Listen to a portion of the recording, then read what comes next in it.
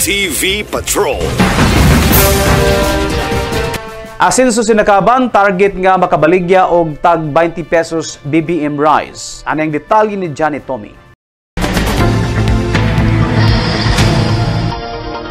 Mihimo sab sa ilang obligasyon ang kagamanang lokal sa lungsod sa Sinakaban sa gihingusgang ARPAP o Asinso Rice Farmer Poll Assistance Program sa Asinso Leadership. Gumikan kay tinguha usab sa Asinso Sinakaban nga makatilaw ang mga Sinakabanon og tag 20 pesos matag kilo sa first class nga bugas sumay. Nagkanayon si Sinakaban Mayor Delio Luod nga naningkamot usab ang iyang administrasyon nga masuportahan ang lokal nga mga rice farmer sa gipatumang programa gumikan kay ang mga misamisnong gayud ang giprioridad sa baratong bugas.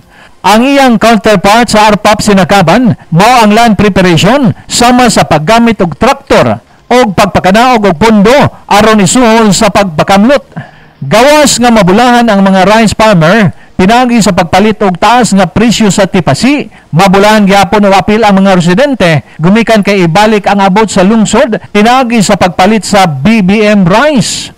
Ang ayuda sa munisipyo wala matapos sa land preparation, apan laing pundo na usab ang i-release sa munisipyo aron matuman ang tag 20 pesos matag kilo sa BBM rice o baratong bugas para sa mga misamisnon.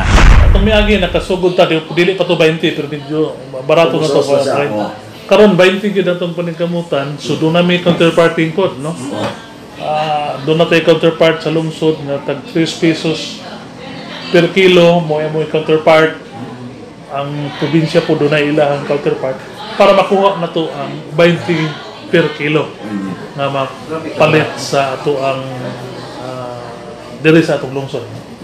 Initiated by the provincial government. Yeah, partnership by the provincial government and the local government units of Sinakaban.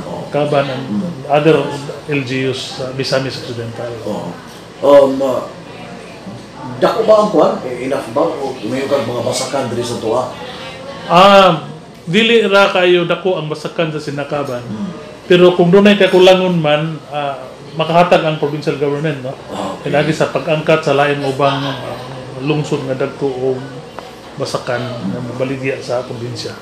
So kung depende kung pila imong order, kung kulang ang abot sa imong lugar, pwede siya hatagan ka sa lain nga lungsod o lugar nga kakuhaan sa provincial government. So kinsa may priority nga makapalit sa katong baratong bugas sa anan sa business? Well, walay pili kung kuha, no? Kung sa itong kinahanglan, dayon wala ko limit nga dili para sa una katungod sa kakulang. Limit lang tag 5 10 ka kilo. Karon pwede ka makalit og usa ka bakid. Basta importante lang nga dili gid mamahimong manegosyo ang maong bugas. Ang konsumo ra gyud kay. Alang sa 1TV Patrol, Johnny Tommy reporting. 1TV Patrol.